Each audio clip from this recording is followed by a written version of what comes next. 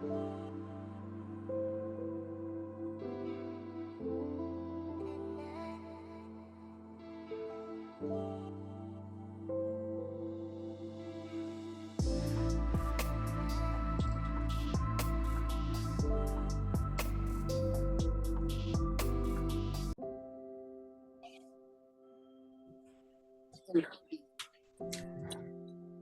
Krishna.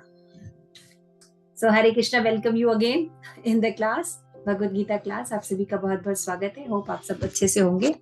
और जैसा कि हम सब जानते हैं कि कदम कानन महाराज का शरीर त्याग हुआ, और अभी मेरे घर में एक लोगों की और डेथ हुई थी। मटेरियल थे हमारे अंकल, उनका शरीर त्याग हुआ, और कदम कानन महाराज का शरीर त्याग हो गया। दोनों में मैं देख पा रही थी कितना अंतर है ना। जब मटेरियल लोग शरीर त्यागते हैं तो जीवन भर, क्योंकि भगवान की भक्ति नहीं ठीक से करते है ना, और सारे तरह के अपराधों में लगे रहते हैं, पाप में लगे रहते हैं, तो उनका जो जीवन जो होता है, या जीवन का जो शरीर त्याग होता है, उसका कोई बहुत अच्छा रिजल्ट नहीं होता है ना। और आपस में भी पेरेंट्स में और मदर फादर में, हस्बैंड में उतना स्नेह नहीं देखने को मिलता। अब वही हम देख रहे थे कदम कानन महाराज है ना, शिल प्रभुपाद के मूवमेंट में जुड़े, कृष्णा कॉन्शियस का प्रचार करते हुए। तो प्रभुपाद के साथ जुड़ने से जब हम भगवत गीता पढ़ते तो हमें ये फिलॉसफी क्लियर रहती है, क्योंकि हम इसी को प्रैक्टिस करते रहते हैं। We are not this body, we are soul.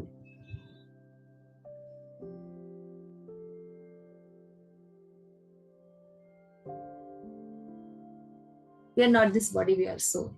हम पढ़ते तो हैं, लेकिन अपने जीवन में इम्प्लीमेंट करने में इसके इतना आसान नहीं है ना, इस कॉन्शियसनेस को। लेकिन हम देखते हैं कि प्रभुपाद के मूवमेंट में हम इस तरह से जीवन जीते हैं कि जब हमें इन तरह का सामना करना पड़ता है तो हम अकेले नहीं होते। अभी कुछ दिन पहले हमने एक ऐसे ही मेमोरीज जो है वो शेयर की थी प्रभु जी की। अग्निंचन भक्त प्रभु जी ने हमें अपने बुआ का, जो उनकी इनिशिएटेड बुआ थी, उन्होंने भी कैसे कैंसर था, उनको शरीर त्याग हुआ। तो हम देख सकते हैं कि भगवान ने भगवत गीता में जो जो प्रिंसिपल्स कहे हैं, जो जो सिद्धांत कहे हैं, वो सिद्धांत वो फॉलो होता है। भगवान ने भगवत गीता में कहा है कि योगक्षेम वहामि अहम, मैं भक्तों के समस्त जो उनकी आवश्यकताएं हैं उनकी पूर्ति करता हूँ, और जो है उसकी रक्षा करता हूँ, है ना। नंद को धन रखवाला, गोविंद माधव नवनीत तस्कर, सुंदर नंद गोपाला, है ना। तो नंद महाराज के जो गोधन थे, या जो भी उनके जो वैल्यूबल संपत्ति थी, उनकी रक्षा कौन करते थे? कृष्ण। केवल नंद महाराज के नहीं, कृष्ण सभी की रक्षा करते हैं, और जो हमें चाहिए उन आवश्यकताओं की पूर्ति भी करते हैं। तो हम देख सकते हैं कि भक्तों के पास कुछ नहीं है ज्यादा, वो भगवान पे डिपेंड रह के करते हैं। और कितना सुंदर शरीर त्याग हुआ, महाराज आज जपा टॉक में एक्सप्लेन कर रहे थे, है ना, कि उनको पता था कि उनको कैंसर है, और उन्होंने अच्छे से शरण ली, गिरिराज जी की शरण ली, और वृंदावन धाम में भक्तों के साथ, अपने गुरु के साथ उन्होंने शरीर त्याग किया। तो अब देखिए कि नॉर्मल भी मिडिल जगत में, जैसे मैंने बोला कि बहुत से लोग शरीर त्याग करते हैं, उनको भी मान लीजिए कैंसर या ऐसी कोई बीमारी होती है ना, लेकिन आप देखिए कि कोई आसपास कितना भी प्रेम करने वाला व्यक्ति होता, उतना सेवा नहीं कर पाता, है ना, उस व्यक्ति की इतनी टेक केयर नहीं कर पाता। और दूसरी तरफ आप देखिए कि शिल प्रभुपाद के मूवमेंट में से जो भी भक्ति करते हैं, भगवान की भक्ति करते हैं, वो कोई परिवार या किसी चीज का नहीं बनाते कि ये हमारी रक्षा करेंगे, ये हमारी ये करेंगे। वो भगवान की भक्ति करते हैं और सिंपली जीवन जीते हैं, है ना। तो भगवान कैसे उनकी अरेंजमेंट करते हैं, है ना। उनके जितने भी लोग थे, इतने सुंदर से वो सब कर रहे थे, सारा कर रहे थे। तो हमें भी ये देखना पड़ चाहिए कि हम क्या जीवन जी रहे हैं, है ना, हम क्या शिल प्रभुपाद की शिक्षाओं के अनुसार चल रहे हैं। क्योंकि इन सब चीजों का जब हमें सामना करना पड़ेगा तो हमारे साथ कैसे होगा कुछ पता नहीं, ऑन द स्पॉट भी हो सकता है ना, या किस अवस्था में रहेंगे, कितना दुख रहेगा, सुख रहेगा, पता भी रहेगा कि नहीं रहेगा। तो इसलिए हमेशा भक्ति को प्रायोरिटी देनी चाहिए। अपनी माला जो है हम हमेशा अच्छे से करें। सुबह उठ के सबसे पहले हम अपने चैंटिंग को संवारना चाहिए। हम कैसे अच्छे से अच्छे सवेरे जल्दी से जल्दी अपनी चैंटिंग कम से कम एटलीस्ट 16 राउंड एक बार तो कर ही ले, है ना। तो इस तरह से जीवन जीना चाहिए, ऐसे लोगों के संग में रहना चाहिए। जो भक्ति सिखाते हैं, जो बताते हैं कि हमको अपनी जो हर, क्योंकि कलयुग का युग धर्म क्या है, हरि नाम संकीर्तन। जब आप लोगों की दीक्षा हुई तो गुरु ने क्या दिया आपको, हरि नाम दिया। तो सभी साधन है ना, 64 साधन है भक्ति के, है ना, करने चाहिए। इसमें बताते हैं रूप गोस्वामी की 5 जो है सबसे उत्तम है। उन 5 में जो सबसे सर्वश्रेष्ठ है वो क्या है, नाम संकीर्तन, है ना, नाम संकीर्तन। नाम संकीर्तन इज वेरी इंपॉर्टेंट। तो इस तरह से हमें जब इतना पता है, और भारत भूमि में जब हमारा जन्म हुआ है, और अगर हम ध्यान नहीं दे रहे हैं तो हम कहाँ जाने वाले, है ना।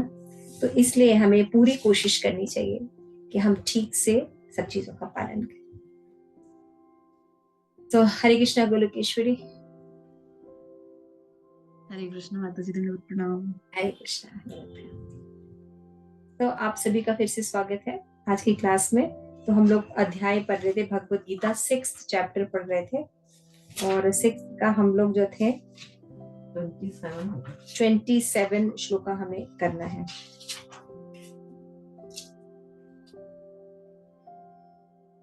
ट्वेंटी फिफ्थ नहीं करना है, पिछली बार 24-3 किए थे, पिछली बार 24-25 24, 25, 26 किया था। ओके, 27 करना है। यस, 27 करना। ठीक है, हम शुरू करते हैं। नमः ओम विष्णु पादाय कृष्ण प्रेष्ठाय भूतले श्रीमते भक्ति वेदांत स्वामी इति नाम्ने नमस्ते सारस्वती देवी गौरवाणी प्रचारिणे निर्विशेष शून्यवादी पाश्चात्य देशतारिणे। प्रेम से कहो जय श्री कृष्ण चैतन्य प्रभु नित्यानंद श्री अद्वैत गदाधर शिवासादि गौर भक्त वृंद। हरे कृष्ण कृष्ण कृष्ण हरे हरे, हरे राम राम राम हरे हरे। ग्रंथा श्रीमद् भगवद गीता की जय, श्रील प्रभुपाद की जय, पिताई गौर प्रेमानंदे हरि हरि बोल। सो होप आप सब अच्छे से होंगे। क्लास शुरू होने से पहले मेरा प्रश्न है, भगवद गीता के 5 विषय जिनके पर बारे में बताया गया है, वो 5 विषय कौन कौन से हैं? Please raise your hand.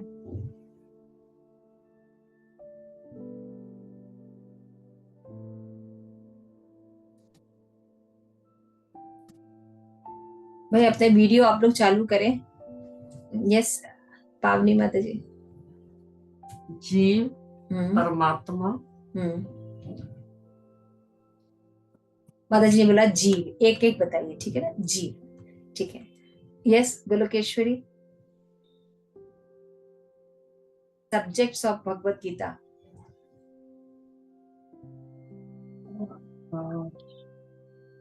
माता जी, हमारा क्या संबंध है भगवान से?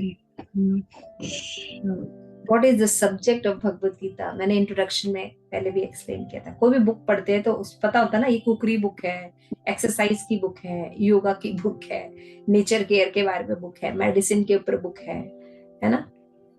बुक तो आप भगवत गीता इतने दिनों से पढ़ रहे हैं तो कम से कम ये तो पता होना चाहिए हमारे सब्जेक्ट मैटर क्या क्या है। यस नरसिंह स्थिति माता जी। पावनी माता जी बताया जीव, और नरसिंह स्थिति माता जी आर यू देयर?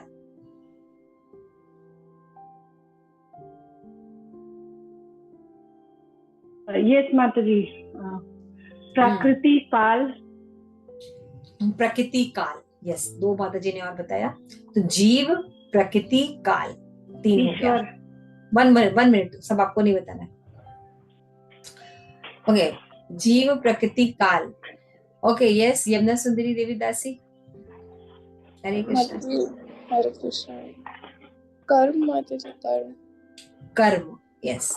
जीव, प्रकृति, ईश्वर, काल और कर्म। एक और क्या रह गया प्रिया? माता जी ध्यान।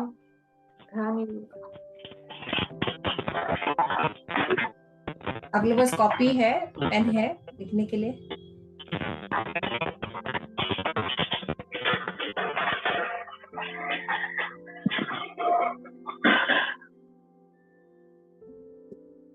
ओके माता जी ने बता दिया था, वैसे नरसिंह स्तुति माता जी ने 5वां तत्व भी बताया था, ईश्वर। 5 सब्जेक्ट मैटर के बारे में भगवत गीता में डिस्कस किया जाता है। ईश्वर, जीव, प्रकृति, काल एंड कर्म। ये नोट डाउन रखिए अपने पास। आप भगवत गीता पढ़ रहे हैं, पता होना चाहिए कि हमारे सब्जेक्ट मैटर कौन कौन से हैं। भगवत गीता में बताया जाता है ईश्वर कौन है ना, इसके बारे में बताया जाता है। ईश्वर, जीव, जीव क्या है, शरीर है, आत्मा है, किसका है, इसके बारे में एक्सप्लेन किया जाता है। प्रकृति, ये आसपास जो दुनिया है ये क्या है ना, प्रकृति। काल, इसमें टाइम दिया जाता है, हमें टाइम दिया जाता है, तो काल है क्या, कौन चलाता है, क्या है। फिर कर्म, 5वां सब्जेक्ट है कर्म, है ना। तो कर्म क्या है, तो खाली ये 5 सब्जेक्ट के बारे में नहीं बताया जाता है, इनका आपस में रिलेशन भी बताया जाता है। अगर ईश्वर है तो वो कौन है, उसका जीव के साथ क्या संबंध है, प्रकृति के साथ क्या संबंध है, काल के साथ क्या संबंध है ना, और जीव, प्रकृति, कर्म के साथ क्या संबंध है। उसी तरह से बाकी के भी, जीव है तो जीव का भगवान के क्या साथ संबंध है, प्रकृति के साथ क्या संबंध है, काल के साथ क्या संबंध है, और जीव का कर्म के साथ क्या संबंध है। समझ में आ रहा है। ईश्वर, जीव, प्रकृति का सेम, उसका भगवान के साथ क्या संबंध है, जीव के साथ क्या संबंध है, कर्म और काल के साथ क्या संबंध है। ठीक है। और फिर लास्ट है हमारा कर्म। तो कर्म का भगवान के साथ क्या संबंध है, जीव के साथ क्या संबंध है, काल के साथ क्या संबंध है। उसी तरह काल का भी है, काल का कर्म के साथ क्या संबंध है, भगवान के साथ क्या संबंध है, जीव के साथ क्या संबंध है, प्रकृति के साथ क्या संबंध है। इस 5 सब्जेक्ट मैटर को अलग अलग और आपस में भी इंटरैक्ट करके भी बताया गया है। यही 5 सब्जेक्ट पर भगवत गीता में बात की गई। क्लियर हुआ? ओके। अब मैं किसी से भी पूछूं बता लेंगे? Golokeshwari, what is the subject matter of Bhagavad Gita? माता जी, ईश्वर, जीव, काल, कर्म और प्रकृति। याद हो गया? पहले ऐसे याद रखो, आप यानी जीव। जीव सबसे पहले इंक्वायरी क्या करता है, भगवान कौन है ना। तो जीव और ईश्वर, ठीक है ना। फिर आपके आसपास जो प्रकृति है, नेचर, और फिर प्रकृति में टाइम होता है ना, सुबह का टाइम होता है, शाम का टाइम होता है ना। फिर काल, और ये हमको एक्शन रिएक्शन कैसे मिलते हैं, कर्म के द्वारा। ठीक है, याद हो गया? फिर से बोलिए। जीव, ईश्वर, प्रकृति, काल और कर्म। याद रहेगा? ये पता होना चाहिए। जो बुक हम पढ़ रहे हैं उसका सब्जेक्ट मैटर क्या है। यस नरसिंह स्थिति माली जी, रिपीट कीजिए। जीव, ईश्वर, प्रकृति, काल और कर्म। Very nice. विष्णु अवतार प्रभु जी हैं आप?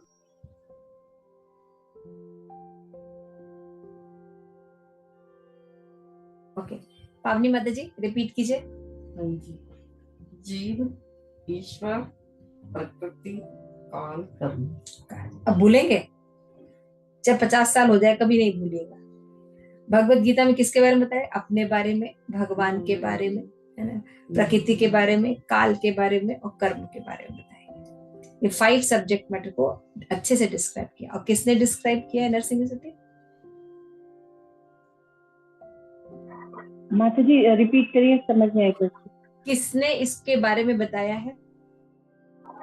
किसने बताया है? भगवान ने बताया है। और प्रभु, यस, भगवान ने बताया है। ठीक है। तो अगर आप उपनिषद पढ़ेंगे तो उसमें आप देखेंगे कि ज्ञान प्राप्त करने के 2 एविडेंस होते हैं, प्रमाण होते हैं। 2 तरीकों से ज्ञान प्राप्त किया जाता है ना। कौन कौन सा? पौरुषे और अपौरुषे, है ना। पौरुषे नॉलेज क्या होता है? प्राकृतिक होता है ना, और वो व्यक्तियों के द्वारा बताया जाता है, जो भौतिक जगत के लोग हैं उनके द्वारा बताया जाता है। पौरुषे माने पुरुष, पौरुषे माने पुरुष के द्वारा बताया जाता है। और दूसरा तरह का नॉलेज होता है अपौरुषे। अपौरुषे का मतलब होता है जिसके अंदर ये जो पुरुष के डिफेक्ट से पाए नहीं जाते, यानी भगवान कृष्ण सच्चिदानंद है, इनके द्वारा नॉलेज प्राप्त करना। तो जब हम पौरुषे ज्ञान लेते हैं, क्या शब्द है पौरुषे, समझ में आ गया, पौरुषे एंड अपौरुषे, ये दो प्रमाण के द्वारा हम ज्ञान लेते हैं।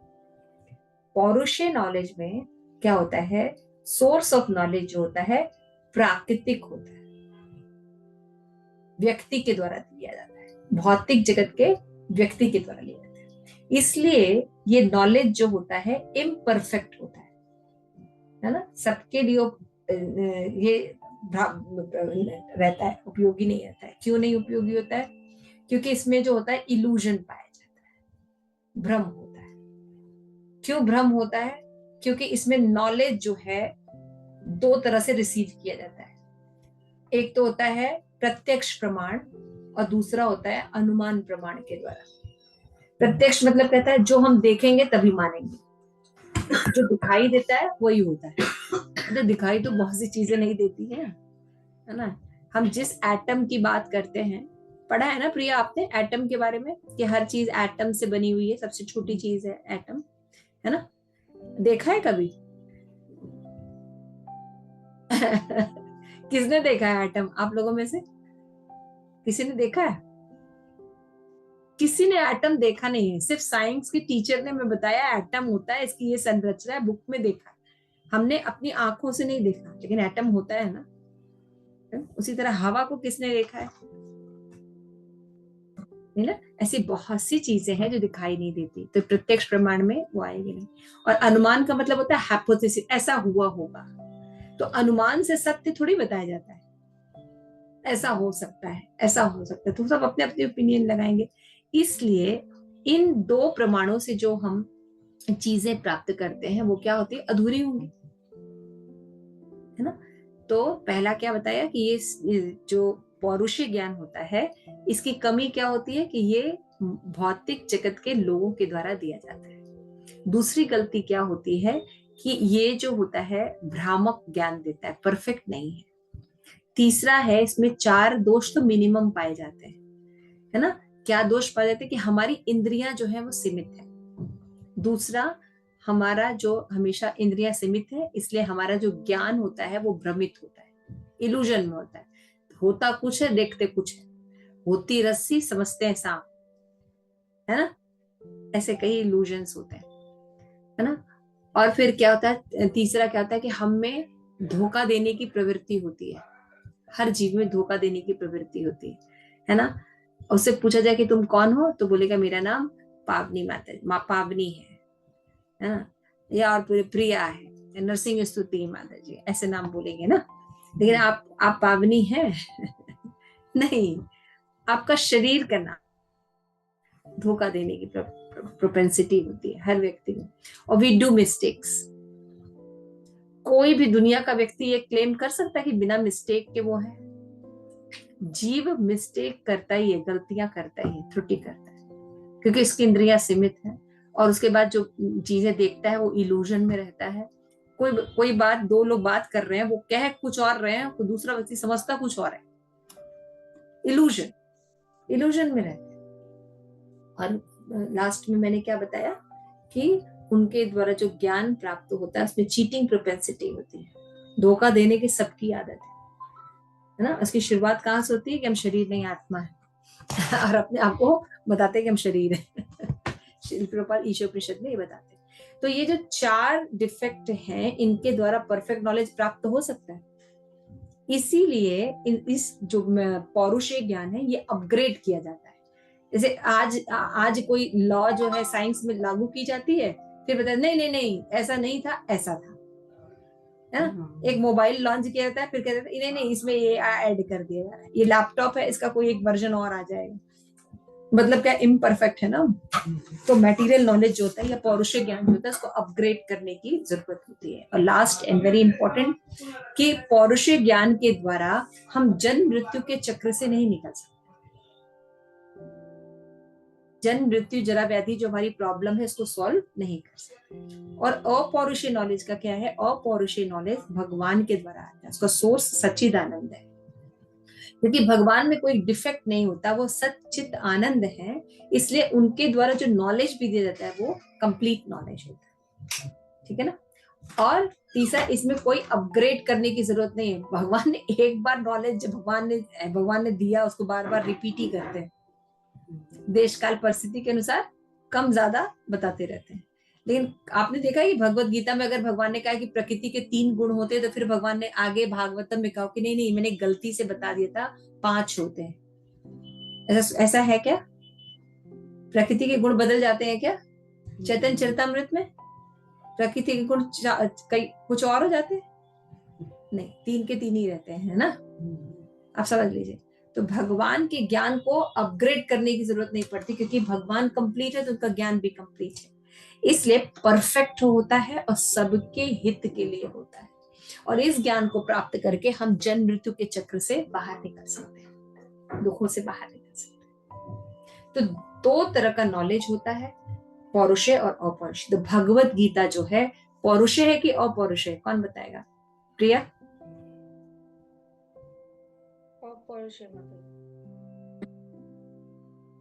अपौरुषेय।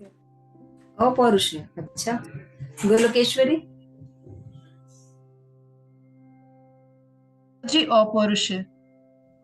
सोच के बोलो तुम लोग, अपौरुषेय। ठीक जी माता जी। और यमुना सुंदरी देवी कैसे? जी माता जी, जो भी आपने अपौरुषेय के वो बताए, सब बोल रहे हैं इसलिए नहीं नहीं, जैसे आपने बताया कि उसे कभी अपग्रेड नहीं किया जाता, वो सबके हित के लिए होता है, वो हमें जन्म मृत्यु के चक्र से निकालता है, तो वो सब भगवत गीता के ज्ञान से हमें लाभ मिलता है, तो वो अपौरुषेय। अब विष्णु अवतार प्रभु जी आए कि अभी तक नहीं आए? चलो ठीक है,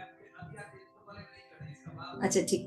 नरसिंह की स्तुति माता जी, what do you think, Bhagavad Gita क्या है? अपौरुषेय। अपौरुषेय मतलब सब बोल रहे हैं इसलिए? नहीं, बिकॉज कंप्लीट नॉलेज। अभी मैंने बोला भगवान जितने भी इंसान, उसमें धोखा देने की प्रवृत्ति होती है, चीट और त्रुटि करता है। सोच लीजिए, फिर से एक बार और मौका दे देते। नहीं, अपौरुषेय, क्योंकि जो आपने एग्जांपल दिया, जैसे कि complete knowledge is given by a person who is complete, तो लॉक कर दिया जाए। और गीता में कोई चेंजेस नहीं है। गीता भगवान ने जैसी बोली थी आज भी वैसी और आगे भी वैसी रहेगी। नो चेंजेस ना। ठीक है, तो मतलब लॉक कर दे क्वेश्चन आप लोगों का आंसर। यस, बिल्कुल 100% आपका ज्ञान सही है। अरे वाह, भगवान का जो नॉलेज है भगवत गीता अपौरुषेय है, राइट।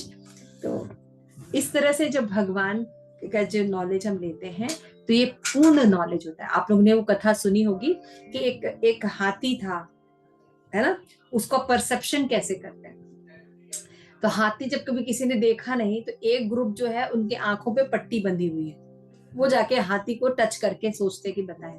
तो कोई सूंड को टच करता है, कहता है हाथी जो है वो एक तरह का खंबा है कोई टेल को चूज करता है, कोई उसके कान को देखता है। तो उनका ज्ञान सही है, हाथी ऐसा ही है, हाथी सूप है, रस्सी है, खंबा है? नहीं। लेकिन अभी कोई व्यक्ति इसका पट्टी हटा दिया जाए, वो पूरे हाथी का परसेप्शन करता है, तो वो पूरा देख पाता है ना कि वो खंबा नहीं बोल रहा है, उसका पैर है वो है ना, वो रस्सी नहीं है, सांप नहीं है ना, वो उसका सूंड है, वो सूप नहीं है, वो उसका कान है। अंडरस्टूड? तो परसेप्शन किसका पूर्ण है? जो आंख पे पट्टी जिसके नहीं लगी हुई। तो उसी तरह से भगवत गीता जो है वो भगवान ने बताई है, क्योंकि भगवान ने क्रिएट किया है, हर चीज पालन कर रहे हैं। तो भगवान जानते हैं कि क्या चीज कैसी है, किसके साथ क्या रिलेशन है, इसलिए इस नॉलेज को एज इट इज बिना लाग लपेट के श्रद्धा के साथ एक्सेप्ट करना चाहिए। It is very important. तो आज हम करेंगे भगवत गीता का 25th श्लोका 6.25। ध्यान योग चैप्टर चल रहा है, जैसा कि हम आप लोग को बता रहे थे कि भगवान बता रहे हैं कि किस तरह से हमें समाधि में रहना चाहिए, किस तरह से हम हमेशा समाधि यानी भगवान के ध्यान में या भक्ति कर सकते हैं, 24 आवर भक्ति कैसे कर सकते हैं। तो भगवान बताते हैं ये बहुत आराम से किया जा सकता है।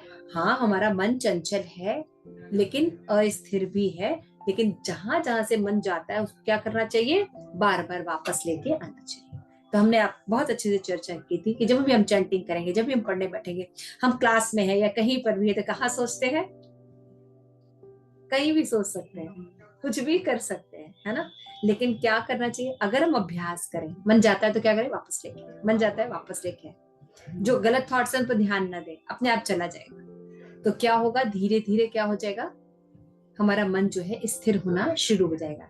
पहले जैसे 16 माला करनी हो तो हम सोच भी नहीं सकते थे, है ना। हम लोग सोच भी नहीं सकते थे। आज 16 माला तो बहुत मतलब कोई बोलता तो हम लोग को हंसी आती है, अरे 16 माला में क्या दिक्कत है ना।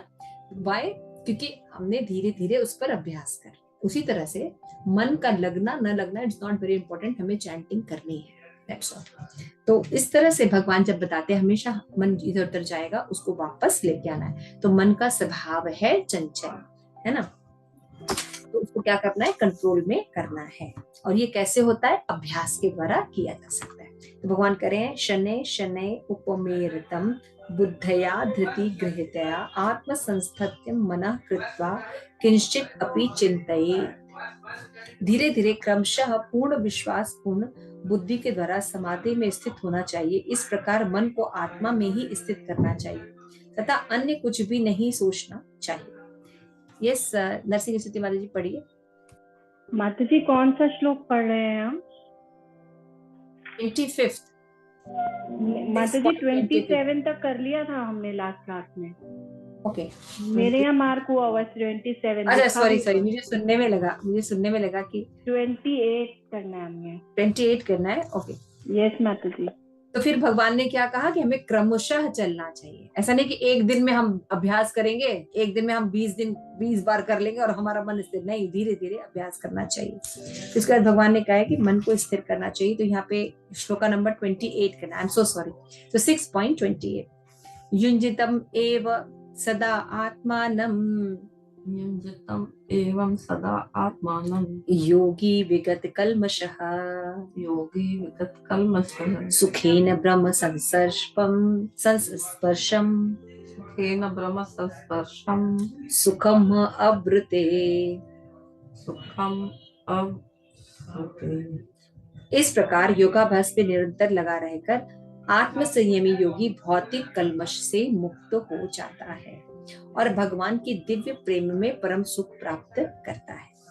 आत्म साक्षात्कार का अर्थ है भगवान के संबंध में अपनी स्वाभाविक स्थिति को जानना। It is very important line.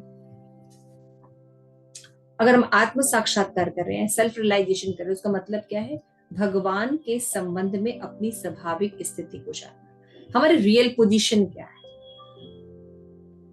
What is our real position, ये जानना बहुत जरूरी है। इसी को क्या कहते हैं, आत्म साक्षात्कार। जीव भगवान का अंश और उसकी स्थिति भगवान की दिव्य सेवा करते रहना है। ब्रह्म के साथ ये दिव्य संबंध ही ब्रह्म संस्पर्श कहलाता है। भगवान कह रहे क्यों जरूरी है मन को बार बार लगाना, इसलिए जरूरी है कि हम ये समझ सकें कि हम कैसे आत्म संयमी बने। क्योंकि आत्म संयमी बनने का भाई लाभ पूछेगा, भाई इतना मेहनत हम करेंगे तो हमें लाभ क्या मिलेगा। लाभ ये है आपको जो कष्ट हो रहे हैं, आदि दैविक, आदि भौतिक, आदि आध्यात्मिक, फ्री होना चाहते हैं हम लोग, इन कष्टों से फ्री होना चाहते हैं। Okay, very nice. तो इन कष्टों से जब हम फ्री होना चाहते हैं तो this is the best medicine. क्या कि हमें कोई मेडिसिन लेनी है, नहीं, यहाँ पे बताया जा रहा है जो भक्ति करनी है, मन को स्थिर करना है, मन को भगवान में लगाना है, तो क्या हो जाएगा, भौतिक कल्मश से छूट जाएगा। मन को कहाँ लगाना है, भगवान में, है ना। मन को कहाँ लगाना है, बस भगवान में लगा दे तो हमारा भौतिक, और क्या होगा, केवल आप मुक्त ही नहीं होंगे, परम सुख की भी प्राप्ति करेंगे। क्योंकि हम अपने ओरिजिनल पोजीशन में आ जाएंगे ना, तो हम ओरिजिनल पोजीशन में सच्चिदानंद है, सुख रहते, सुख पूर्ण शाश्वत जीवन। सर्वभूतस्थं आत्मानं सर्वभूतानि च आत्मनि ईक्षते योग युक्त आत्मा सर्वत्र समदर्शनः। यस, नरसिंह स्तुति पढ़िए। हरे कृष्ण। तात्पर्य एवं अनुवाद श्रील प्रभुपाद महाराज। श्रील प्रभुपाद की जय। कृष्ण भावना भावित योगी पूर्ण दृष्टा होता है क्योंकि वह परब्रह्म कृष्ण को हर प्राणी के हृदय में परमात्मा रूप में स्थित देखता है। ईश्वर सर्वभूतानां सुदृश्य अर्जुन तिष्ठति अपने परमात्मा रूप में भगवान एक कुत्ते तथा एक ब्राह्मण दोनों के हृदय में स्थित होते हैं। पूर्ण योगी जानता है कि भगवान नित्य रूप में दिव्य है और कुत्ते या ब्राह्मण में स्थित होने से भी भौतिक रूप में से प्रभावित नहीं होते। यही भगवान की परम निरपेक्षता है। यद्यपि जीवात्मा भी एक एक हृदय में विद्यमान है, किंतु वह एक साथ समस्त हृदय में सर्वव्यापी नहीं है। आत्मा तथा परमात्मा का यही अंतर है। जो वास्तविक रूप में योग अभ्यास करने वाला नहीं है, वह इसे स्पष्ट रूप में नहीं देखता। एक कृष्ण भावना भावित व्यक्ति कृष्ण को आस्तिक तथा नास्तिक दोनों में देख सकता है। स्मृति में इसकी पुष्टि इस प्रकार हुई है, आत तत्वाच्च मात्र तत्वाच्च आत्मा ही परमो हरि।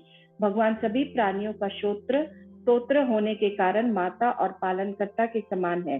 जिस प्रकार माता अपने समस्त पुत्रों के प्रति संभाव रखती है, उसी प्रकार परम पिता या माता भी रखता है। फलस्वरूप परमात्मा प्रत्येक जीव में निवास करता है। ब्रह्मा बाह्य रूप से भी प्रत्येक जीव भगवान की शक्ति भगवत शक्ति में स्थित है, जैसा कि 7वें अध्याय में बताया जाएगा। भगवान की दो मुख्य शक्ति हैं, परा तथा अपरा। जीव पराशक्ति का अंश होते हुए भी अपरा शक्ति से वृद्ध है। जीव सदा ही भगवान की शक्ति में स्थित है। प्रत्येक जीव किसी न किसी प्रकार भगवान में ही स्थित रहता है। योगी समदर्शी है, क्योंकि वह देखता है कि सारे जीव अपने अपने कर्मफल के अनुसार विभिन्न स्थितियों में रहकर भगवान के। यू आर म्यूटेड माता जी, म्यूट हो गए आप। नरसिंह की स्तुति, हरे Krishna. 1 minute. Okay. Yes, Priya, you can read, beta. You are muted, माता जी। आप म्यूट हो गए थे। लास्ट पैराग्राफ में 3-4 लाइन रह गई थी। Yes, Priya, you can read 4 line. प्रत्येक जीव किसी न किसी प्रकार भगवान में ही स्थित रहता है। योगी समदर्शी है, क्योंकि वे देखता है कि सारे जीव अपने अपने कर्म फल के अनुसार विभिन्न स्थितियों में रहकर भगवान के दास होते हैं। अपराशक्ति में जीव भौतिक इंद्रियों का दास रहता है, जबकि पराशक्ति में वे साक्षात परमेश्वर का दास रहता है। इस प्रकार प्रत्येक अवस्था में जीव ईश्वर का दास है। कृष्ण भावना भक्ति व्यक्ति में ये समदृष्टि पूर्ण होती है। Thank you. तो यहाँ पे भगवान क्या कह रहे हैं, एक बता रहे हैं कि किस तरह मन को हम स्थिर में रखते हैं तो कैसे कैसे चीजें आगे आती हैं। तो यहाँ पे जो व्यक्ति मन में स्थिर रहता है या भगवान में मन को स्थिर रहता है तो वास्तविक योगी बन जाता है। तो उसका लक्षण क्या, खाली योगी बन गया इसलिए? हाँ, गिरवा वस्त्र पहन लिए, थोड़ा सा 2-3 आसन सिखाने लगा तो वो व्यक्ति क्या हो गया? भक्त, बोलो भगवान का भक्त हो गया। भगवान कह रहे नहीं, उसको लक्षण के द्वारा देखना चाहिए। वो समस्त जीवों में मुझको देखता है और समस्त जगह मुझे देखता है। क्या बोलते हैं? समस्त जीवों को देखता है, सॉरी, जीवों में मुझको और मुझ में समस्त जीवों को देखता है। सबसे पहले क्या कहता है? जीवों में मुझको देखता है। सभी लोगों को देखता है तो समदृष्टि देखता है कि सबके अंदर भगवान है ना। और समस्त जीवों को देखता है तो क्या देखता है? कि मैं उसके अंदर हूं, यानी समदृष्टि हो जाता है। समझ में आ रही बात? क्लियर हो रही है कि क्या देखता है? कि सब जीव जो है भगवान के अंश है, ऐसा उसका परसेप्शन हो जाता है। तो वो व्यक्ति समाधि में स्थित रह सकता है, योगी हो सकता है ना। तब उसको समझना चाहिए कि ये व्यक्ति जो है स्वरूप सिद्ध व्यक्ति है, इसलिए भगवान का सर्वत्र दर्शन कर पाता है। इतना इजी नहीं है, बोलना बहुत आसान है, आर्टिफिशियली पढ़ के हम सोच सकते हैं, लेकिन ऐसा स्वाभाविक रूप में आना इतना आसान नहीं। तो श्री प्रभुपाद कहते हैं अगर कोई कृष्णा कॉन्शियसनेस एक्सेप्ट कर ले तो धीरे धीरे ये कर सकता है।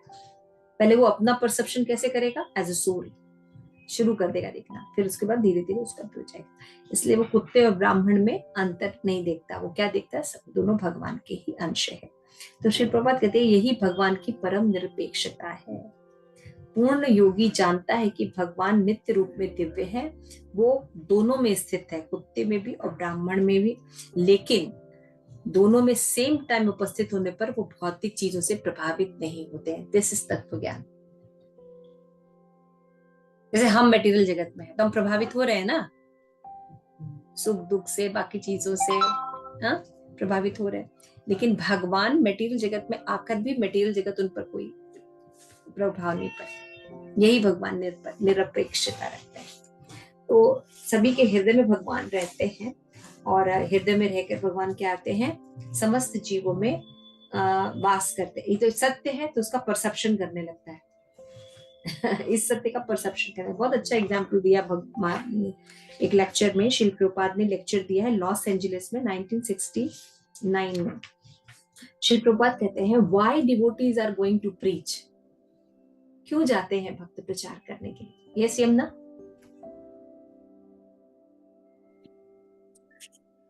माता जी मतलब वेलफेयर है, मतलब जैसे हर एक मिशनरी वर्क होता है। Yes, very nice.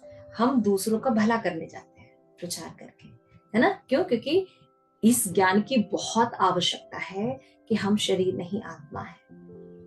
जब हमको ये नॉलेज नहीं है तो मनुष्य जैसा इतना वैल्यूबल शरीर किसके लिए वेस्ट कर देते हैं? केवल आहार निद्रा भय मैथुन में। जबकि ये हमारी सभी प्रॉब्लम को सॉल्व करके भगवत धाम जाने का मार्ग है। ये भौतिक जगत, भौतिक शरीर, इतना वैल्यूबल मनुष्य शरीर जो है हम ऐसे ही वेस्ट कर देते हैं। तो भक्त जाके कंपैशन, समदृष्टि देखते हैं ना सब में, सब भगवान के अंश हैं और क्या कर रहे हैं। सारा दिन खाना पीना, है ना, इसी में अपना जीवन निकाल दे रहे हैं और पूरा मनुष्य जीवन जो है वो खत्म कर दे रहे हैं। तो इस तरह से क्या होता है, it is not that everyone is Krishna, don't see like that. समदर्शी का मतलब इट डजंट मीन कि सब कृष्ण हो गए हैं, सब कृष्ण को देखने लगे, नहीं, कृष्ण के अंश के रूप में देखते हैं। You understood the point? सबको कृष्ण नहीं देखते, कृष्ण के अंश के रूप में देखते हैं। प्रहलाद महाराज ने नरसिंह देव को कहाँ देखा था, कहाँ परसेप्शन किया था प्रहलाद महाराज ने? नरसिंह देव कहाँ से प्रकट हुए थे? खंबे से। खंबे में। आप देखो लोकेश्वरी देख सकती है क्या खंबे में? खंबे में दिखाई देते हैं क्या भगवान? विष्णु होता है, प्रभु जी को दिखाई देते होंगे शायद। खंबे में भगवान देख सकते हैं? हम नहीं देख सकते, जानते हैं लेकिन हम देख नहीं सकते ना। लेकिन प्रहलाद महाराज को खंबे में भी भगवान दिखाई देते थे। तो जब नरसिंह देव प्रकट हुए तो प्रहलाद महाराज ने किसको माला पहनाई? प्रिया, खंबे को माला पहनाई। हाँ, नरसिंह देव। क्यों? खंबे से निकले थे तो खंबे को पहनानी चाहिए थी ना। खंबा भगवान नहीं है, भगवान ने बनाया है उसको, लेकिन खंबा भगवान नहीं है। दो एस्पेक्ट समझ में आए? भगवान ही सबकी सृष्टि करते हैं, भगवान सबके हृदय में रहते हैं, लेकिन भगवान भौतिक नहीं है, उनसे अलग है। समझा ना? हर व्यक्ति भगवान नहीं हो जाता। जैसे कि हम लोग बोलते हैं नारायण, दलिद्र नारायण कॉन्सेप्ट है ना, कि भगवान दलिद्र हो गए। भगवान दलिद्र नहीं होते। आप लोगों को समझ में आ रही है बात? थोड़ा फिलोसॉफिकल है ये सब चीजें। सब में क्या भगवान बोल रहे हैं? वो मुझ में तथा वो सभी जीवों में मुझको और मुझ में समस्त जीवों को देखता है। दो कॉन्सेप्ट है। सबको देखता है तो क्या देखता है? कि सब में भगवान है, समस्त जीवों में मुझे देखता है। सबको भगवान का अंश देखता है, सभी समस्त जीवों को मुझको तथा मुझ में समस्त जीवों को देखना, ये दोनों होना चाहिए।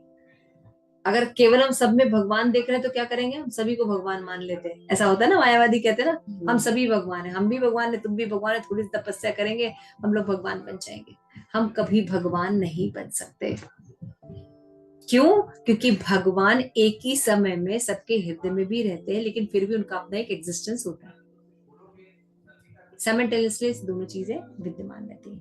तो इसलिए क्या होता है, it is not that everyone is Krishna, don't see like that. If I see that this boy is a son of such and such gentleman, it's mean that I see such and such gentleman in this boy.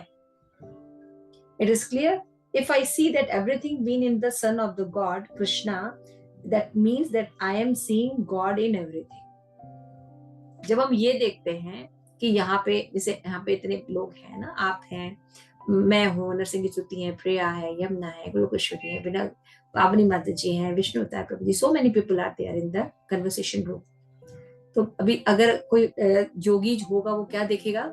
सबको भगवान के अंश के रूप में देखेगा. लेकिन आप सबको अंश के रूप में देखने पर विष्णु अवतार प्रभु जी को मैं देख रही हूँ कि भगवान का अंश है, तो क्या वो विष्णु अवतार जी विष्णु अवतार हो गए, भगवान हो गए? क्यों? विष्णु अवतार जी आपको भगवान के अंश के रूप में परसेप्शन करें तो आप भगवान हो जाएंगे? नहीं, आप और भगवान में अंतर है. समझ में आ रहा है ना? यही वेद बता रहे हैं भगवान कि सब में भगवान को देखने का ये मतलब नहीं है कि भगवान, सब कोई भगवान हो जाएगा, सब कृष्णा हो जाएंगे. नहीं, कृष्णा का अपना अलग एग्जिस्टेंस होता है. You should have sympathy for every living being because they are part and parcel of Krishna. You are giving them to chance to such as possible that take part in the kirtan and taste prasad. The children who something done in Krishna consciousness knowingly will have effect. Shri Prabhupada कहते हैं कि भक्ति करना बहुत आसान है ना. जब हम प्रचार क्यों करते हैं? क्योंकि हम देख पाते हैं कि जो भगवान के हम अंश हैं, उसी अंश के सभी लोग हैं, तो इनको हम प्रसाद दे सकते हैं, कीर्तन कर सकते हैं, इसके द्वारा क्या कर सकते हैं? इनको भगवान का भक्ति प्रदान कर पाते हैं. तो श्री प्रभुपाद कहते हैं, so as we are in material world, we are sitting on the material energy and so we are sitting on Krishna. These energy is not separated for him. सभी चीज भगवान से उत्पन्न हुई है और भगवान से अभिन्न है, लेकिन सब चीजें भगवान नहीं है. क्लियर हुई फिलॉसफी? गोलोकेश्वरी समझ में आई? यमुना क्लियर हो रही है बात? यस माता जी. Yes, Everything is created by the Lord, but everything is not Krishna. You have to understand, Krishna is different. ये भूल भौतिक जगत में बहुत से लोग करते हैं ना, सबको भगवान ही मान लेते हैं. ठीक है, तो आत्म साक्षात्कार में जो लगा व्यक्ति रहता है, वो भौतिक कलमश से मुक्त हो जाता है अगर वो भक्ति करता है तो, और परम सुख को प्राप्त करता है. और उसका लक्षण क्या होता है कि वो जीवों में मुझको देखता है, और समस्त जीवों को, सॉरी, जो योगी समस्त जीवों में मुझको तथा मुझको समस्त जीवों में देखता है, दोनों परसेप्शन करता है. वो जानता है कि सब चीजें भगवान ने ही बनाई है, लेकिन भगवान का अपना अलग एक्सिस्टेंस है. हर कोई जो है वो कृष्ण नहीं है. ठीक है ना? तो लास्ट में श्री प्रभुपाद क्या कहते हैं? बाह्य रूप से भी प्रत्येक जीव भगवान की शक्ति में स्थित है ना. परा और अपरा दो तरह की शक्तियां होती हैं, लेकिन जीव तटस्थ शक्ति है. जीव न तो परा है न तो अपरा है, जीव तटस्थ शक्ति बीच में है. वो चाहे तो इधर जाए, चाहे तो उधर जाए, लेकिन है भगवान का, है ना.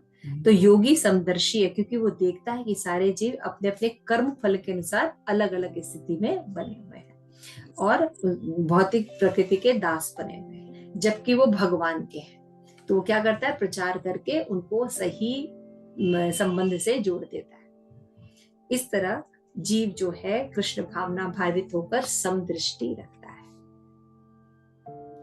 ठीक है ना? समदृष्टि का अब समझ में आया? लोग आप देखिएगा, बहुत से नेता लोग भाषण देते हैं, बोलते हैं ना सबको समान दृष्टि से देखना चाहिए, समान दृष्टि से लड़के लड़की बिल्कुल बराबर हैं. बराबर कहाँ है? दोनों में बहुत अंतर है. फिजिकली भी अंतर है, वैसे भी मेंटली भी अंतर है. तो एकता कहाँ पे है? कि दोनों भगवान के अंश हैं, उनमें भगवान वास करते हैं. दिस इज द एकता. अभी ठीक है? लेकिन एकता देखने का ये मतलब नहीं है कि सब भगवान हो गए. सब खंबा भगवान नहीं है, नरसिंह देव अलग थे. प्रहलाद महाराज ने नरसिंह देव को माला चढ़ाई थी, भूलना नहीं चाहिए. सब में भगवान है, खंबे में भी भगवान है, लेकिन खंबा भगवान नहीं है. दोनों फिलॉसफी. ठीक है. हरे कृष्णा. श्री प्रभुपाद की जय. आप सभी गौर भक्त वृंद की जय. निताई गौर प्रेमानंदे. हरि हरि.